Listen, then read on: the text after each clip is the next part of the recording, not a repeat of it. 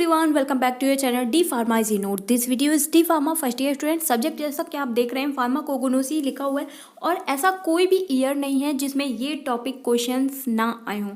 तो इस टॉपिक को अच्छे से पढ़ के जाना, और ये मैं ज़्यादातर हिंदी मीडियम वाले स्टूडेंट्स के लिए बना रहे हैं। अगर आप हिंदी मीडियम से पढ़े हैं, इंग्लिश में लिखना चाहते हैं तो भी आप समझ सकते हैं इस टॉपिक को, और इतने इंटेलिजेंट तो हैं ही कि आप लिख सकते हैं, कन्वर्ट कर सकते हैं। ठीक है, तो चलिए देखते हैं इस ग्लाइकोसाइड के टॉपिक को, क्या है ऐसा इस ग्लाइकोसाइड में और क्यों इतना जानना ज़रूरी है हम लोगों के लिए कि हर बार ये क्वेश्चन आता ही आता है। तो अगर आपको ये वीडियो धुंधला दिख रहा हो तो 360 पे देखिए इस वीडियो की क्वालिटी को, तो आपको क्लियर दिखेगा। मेरा ही वीडियो नहीं, किसी भी यूट्यूब चैनल का वीडियो देखिए 360 पे ही क्लियर दिखता है। ठीक है, और अगर वॉइस में कोई धीरे कम ज़्यादा अभी बोलूँगी तो उसको आप इंक्रीज कर सकते हैं। धीरे धीरे करके अपनी ट्रेन वाली रफ्तार पकड़ेंगे। तो चलिए देखते हैं ग्लाइकोसाइड्स।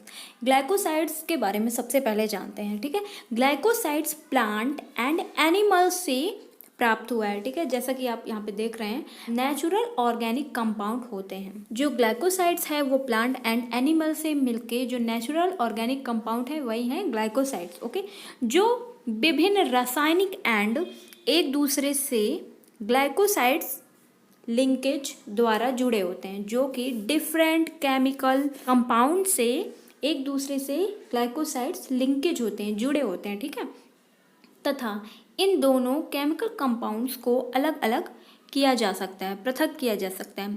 इनमें से एक शुगर मॉलिक्यूल एंड दूसरा नॉन शुगर मॉलिक्यूल होता है। जितना मैं बोल रही हूँ उतना ही आपको लिखना है, एक्स्ट्रा वर्ड्स नहीं लिखने हैं, इससे आपके नोट्स तैयार होंगे। ठीक है, शुगर मॉलिक्यूल्स को ग्लाइकोन एंड नॉन शुगर मॉलिक्यूल्स को ए ग्लाइकोन कहते हैं, जिसे जेनिन भी कहा जाता है। तो आपको ये वर्ड्स याद रखने हैं जहाँ पे मैंने अंडरलाइन किया है, और अपनी कॉपी पे नोट डाउन करना है नोट्स बनाने के लिए। ओके, तो यहाँ पे देखिए कुछ लिखा हुआ है, केमिकल फॉर्मूलेस लिखे हुए हैं, इनको याद करना है, साइन बने हुए हैं। ग्लाइकोसाइड्स कैसे बनते हैं? Sugar components and plus non sugar components से मिलके, मतलब ग्लाइकोन एंड ए ग्लाइकोन से, जिसे जेनिन भी कहते हैं। तो इससे मिलके क्या बना हुआ है, जैसा कि आपने ऊपर पढ़ा हुआ है, ये सब ग्लाइकोसाइड्स। ठीक, ग्लाइकोसाइड्स बना हुआ है। अब इसी प्रकार वे यौगिक होते हैं जो इस प्रकार ग्लाइकोसाइड्स वे यौगिक होते हैं जो sugar molecule and non sugar molecule से जुड़े होते हैं। तो यहाँ पे एक फॉर्मूला लिखा हुआ है, इसको आपको लिखना बहुत ज़रूरी है, इन्हीं सबसे नंबर मिलते हैं। तो आपको इनको बिल्कुल भी स्किप नहीं करना है, अपने कॉपी पे फटाफट नोट डाउन करना है, और बहुत ही लिमिटेड मैं करवाऊँगी, आपसे ज़्यादा कुछ नहीं लिखवाऊँगी।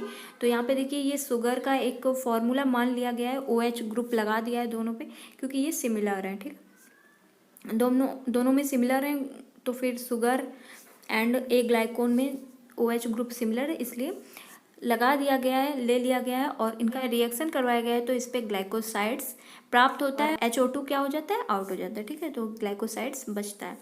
तो यहाँ पे देख सिलिसेन ग्लाइकोसाइड्स का एग्जाम्पल देख लीजिए, इसको भी लिखना जरूरी है। ग्लाइको शुगर लिया गया है और यहाँ पे सिलिसिन अल्कोहल ग्लाइकोसिलिसिन लिया गया है और इसका रिएक्शन करवाया गया है, तो सिलिसिलिन ग्लाइकोसाइड्स प्राप्त हुआ है। तो आपको ये फॉर्मूले लिखने हैं अपने कॉपी पे और अच्छे से रट लेना है। ठीक है, केमिस्ट्री अगर 11th-12th में अच्छे से पढ़ी होगी तो आपको समझ में आ गया होगा। चलिए देखते हैं आगे का।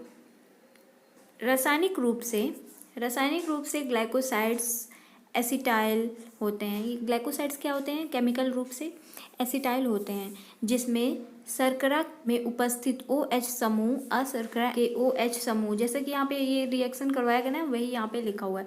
तो आप इसको अच्छे से पढ़ लीजिएगा, और यहाँ पे बताने वाली जो बात है वो मैं बता देती हूँ कि अल्फा ग्लाइकोसाइड बॉन्ड से अल्फा ग्लाइकोसाइड प्राप्त होता है, और बीटा ग्लाइकोसाइड बॉन्ड से beta glycoside, but alpha methyl glycoside से बीटा मिथाइल ग्लाइकोसाइड्स समान रहते हैं। ठीक है, जिसे यहाँ पे दिख रहा होगा आपको, मगर मैं इसके चला रही हूँ तो गायब हो जा रहा है। ठीक है, तो ये इस वर्ड को देखिए, इसके आगे का एमिल फिक्चर ने HCl गैस प्रवाहित कर प्राप्त किया था। याद रखना है जो मैंने बताया।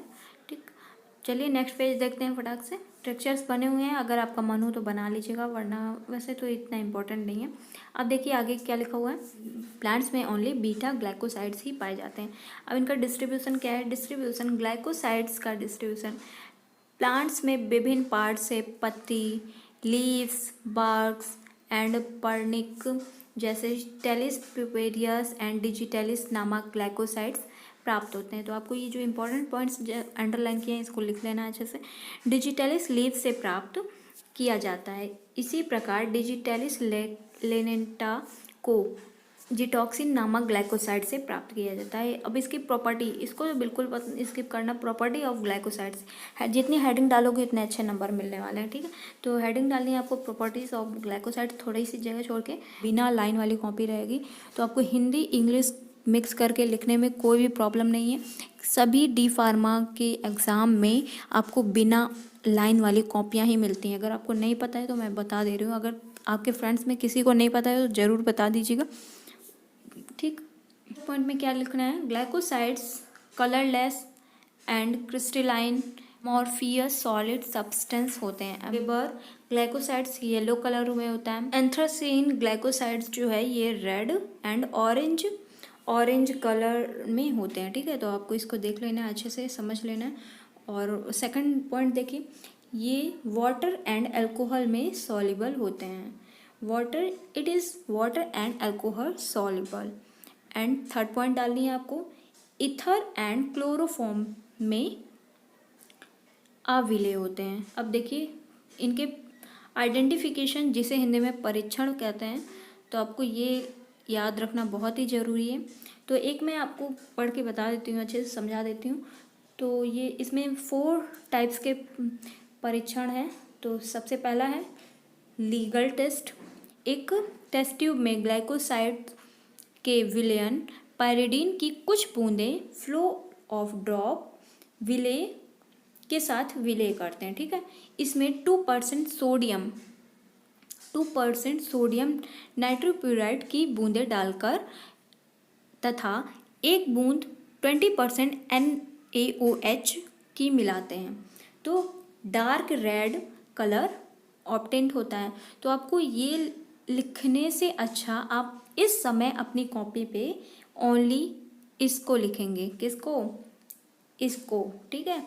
तो इसको लिखना है और वही पूरा यहाँ पे लिखा हुआ है। तो इस अभी मैं बताती हूँ, देखिए अभी मैंने पढ़ा जैसा कि glycoside soluble in test tube, तो यहाँ पे लिखा हुआ है एक परख नली में ग्लाइकोसाइड्स लेंगे और 1 ड्रॉप किसकी डालेंगे, पायरिडीन की, फ्लो ऑफ बूंद पायरिडीन। और यहाँ पे क्या लिखा है, 1 ड्रॉप ऑफ 2% सॉल्ट। तो आपको समझ गए होंगे कि ये इतना याद करना है। और जब एग्ज़ाम देने जाएंगे तो आपको दोनों लिखना है, क्योंकि आपकी कॉपी भरेगी और इससे नंबर मिलेगा, ठीक। तो आपको एग्ज़ाम में दोनों लिखना है और अपनी कॉपी में सिर्फ समझने के लिए ता ती के ये सब लगा दिया गया है और पूरा तो यही लिखा हुआ है। जो मेन पार्ट है तो वो तो यही है ना इसकी। तो इसको समझ लेना है, अच्छे से दिमाग में बैठा लेना है कि इन चीज़ों को मिलाने से डीप रेड कलर प्राप्त होता है। और इस टेस्ट का क्या नाम है, लीगल टेस्ट नाम है, तो ठीक। तो आई होप मैं आपको अच्छे से समझा पा रही हूँ। अगर आपको फ्रेंड्स ये वीडियो अच्छा लग रहा है तो अपने दोस्तों के साथ ज़रूर शेयर करना। और क्योंकि हिंदी में मैंने देखा है बिल्कुल भी कोई भी नहीं पढ़ाता है, मैं ही एक हूँ जो आपको हिंदी में पढ़ा रही हूँ। मैं ये नहीं कह रही हूँ कि मैं ही एक हूँ, ऐसा नहीं है, लेकिन आप खुद चेक कर सकते हैं। अगर आपको मिल जाता है तो इससे अच्छी क्या बात हो सकती है, ठीक। अब देखिए सेकंड नंबर टॉलेंट टेस्ट क्या हुआ है।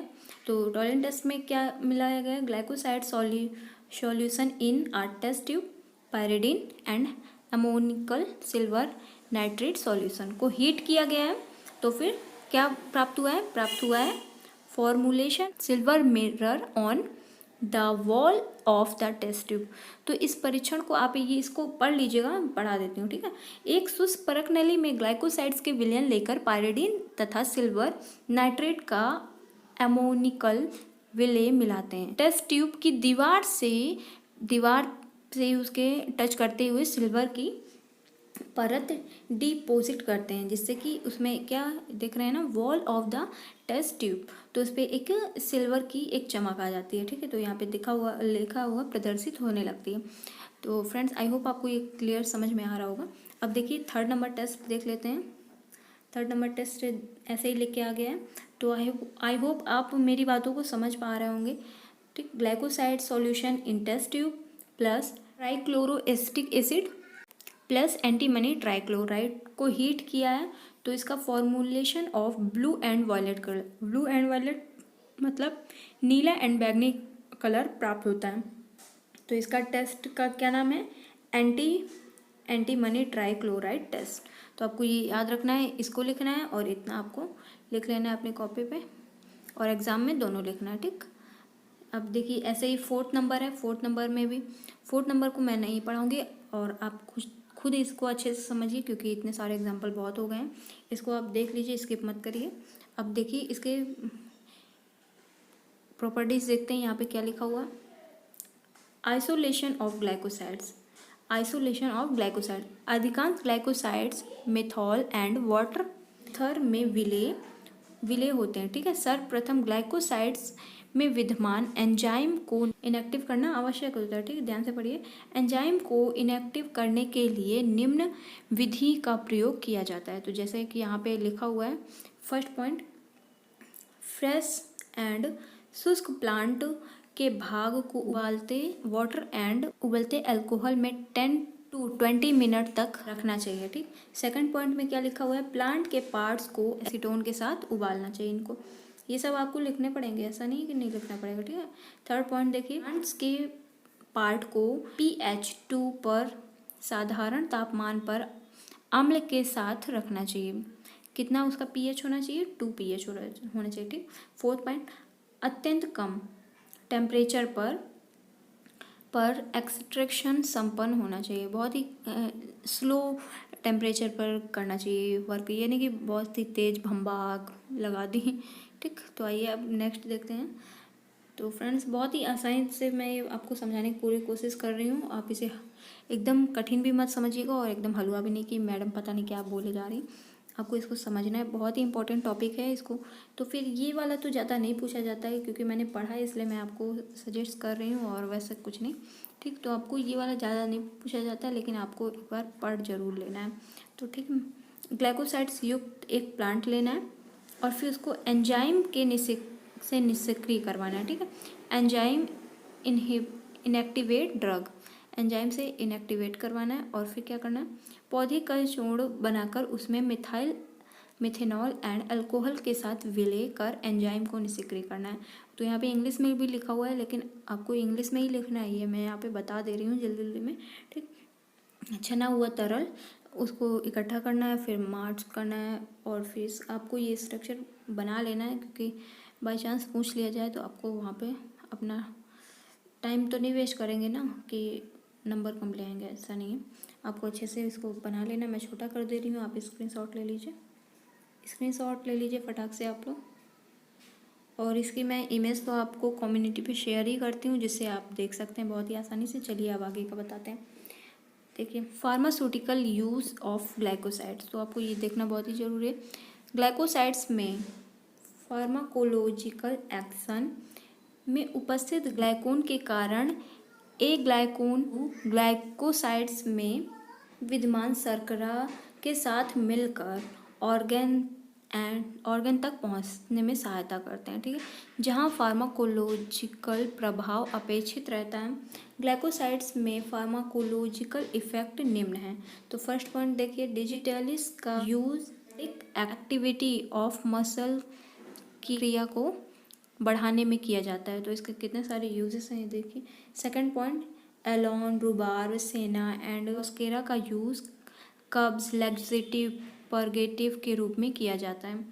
थर्ड नंबर देखिए, जंगली चेरी मतलब वाइल्ड चेरी का उपयोग खांसी, एक्सपेक्टोरिस के ट्रीटमेंट में किया जाता है। नेक्स्ट देख लीजिए, पिकोराइस का यूज़ बीटर टॉनिक के रूप में यूज़ किया जाता है।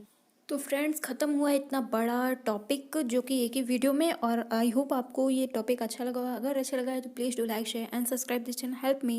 Thank you, take care, I meet to next video.